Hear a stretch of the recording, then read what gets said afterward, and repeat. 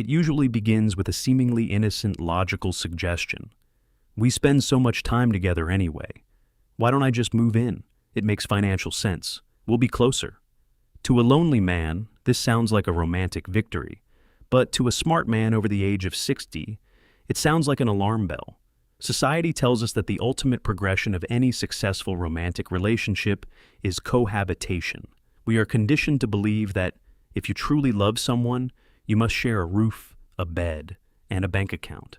But there is a silent demographic of highly intelligent, sovereign senior men who completely reject this societal script.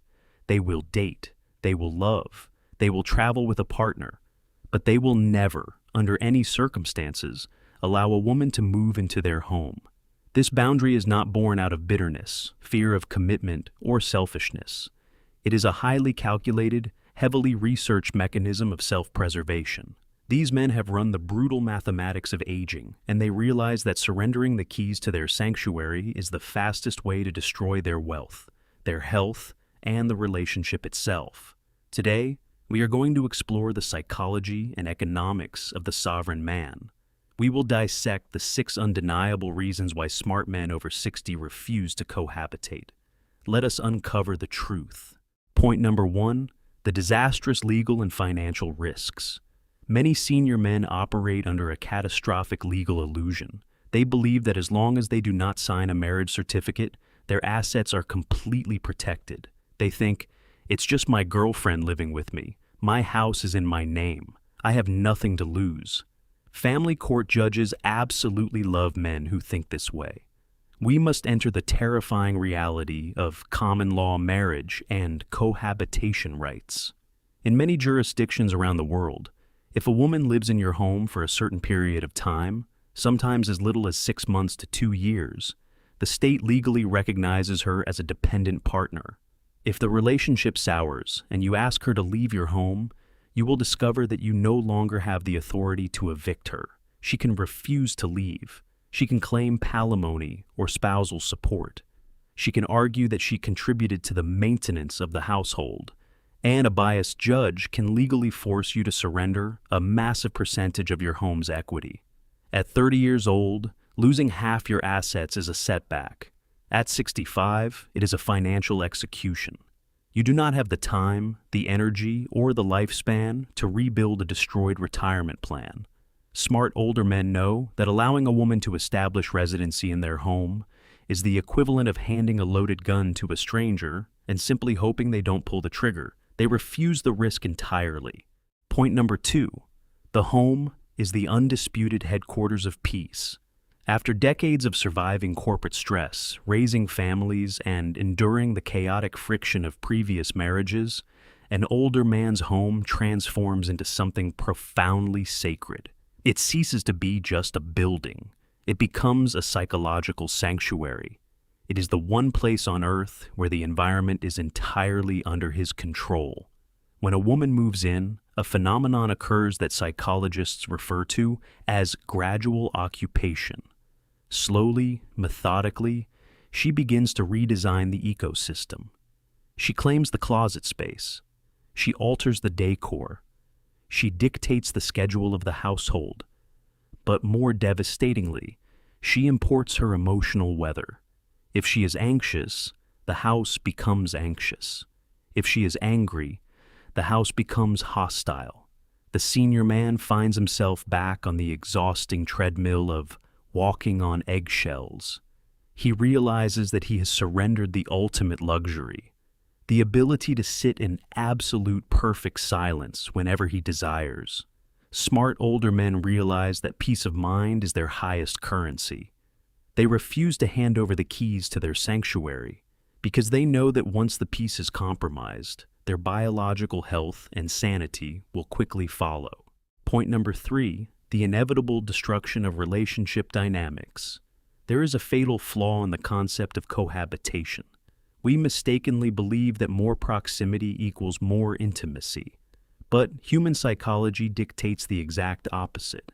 Desire requires space. Attraction requires a level of mystery. When you do not live together, every interaction is intentional. You plan dates. You dress well for each other. You bring your highest energy to the encounter. The relationship is characterized by romance, polarity, and mutual respect. But the moment a woman moves into your home, the dynamic violently shifts. You transition from being romantic lovers to being domestic roommates. Familiarity breeds contempt. The mystery evaporates, replaced by the mundane realities of sharing a bathroom, arguing over grocery bills, and debating household chores. The masculine-feminine polarity is completely destroyed by the friction of domestic administration. Smart senior men know that distance is the oxygen that keeps the fire of attraction burning. By refusing to live together, they guarantee that the relationship remains exciting, intentional, and entirely free of roommate resentment.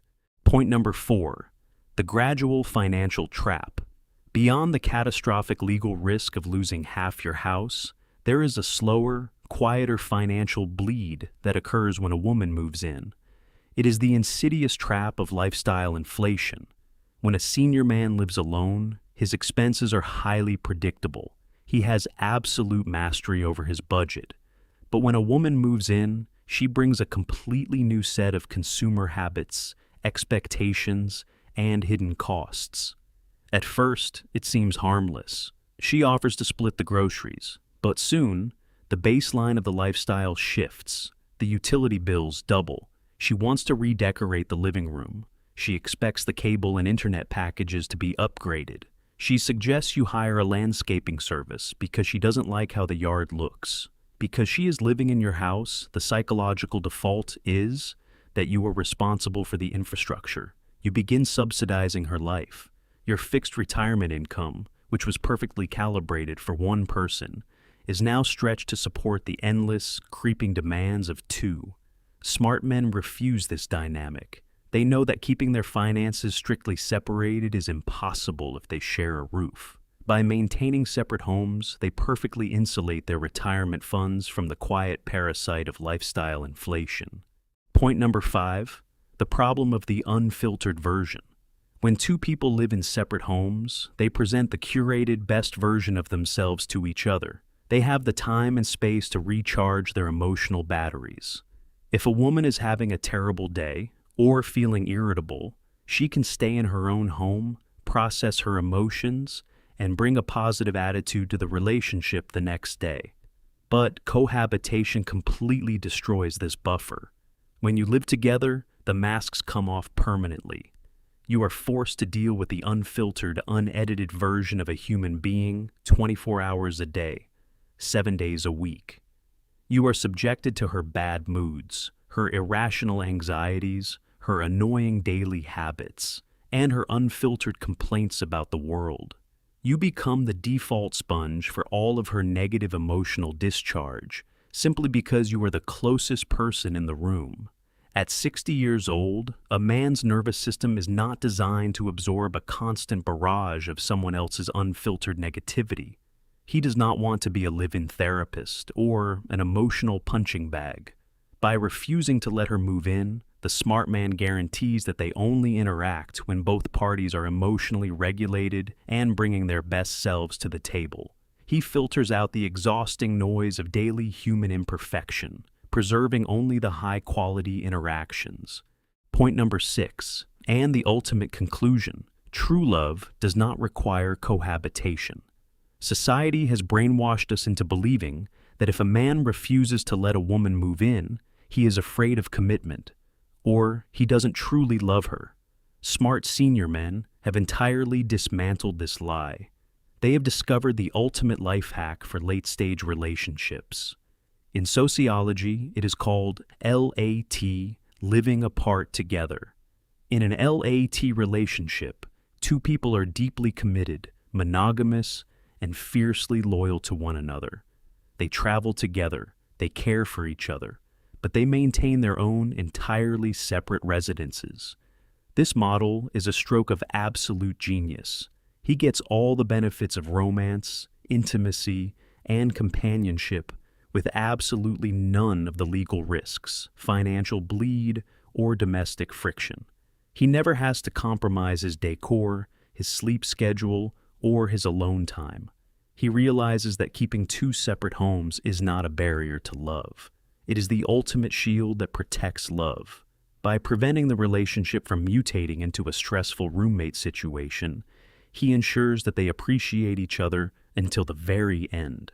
To the society that judges him, the sovereign older man is a mystery.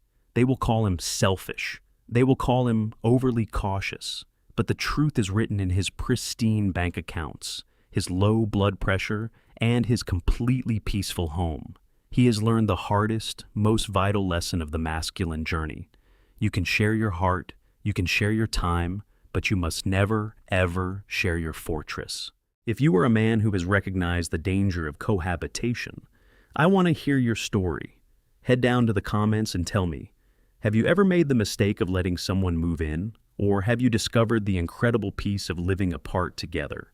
Your scars and your wisdom will help guide the men who are still fighting blindly through the storm. If you found value in this deep dive into male psychology, please hit the like button, subscribe to the Sage Academy channel, and turn on the notification bell so you never miss a lesson. Thank you for watching. Until next time, guard your sanctuary and protect your peace.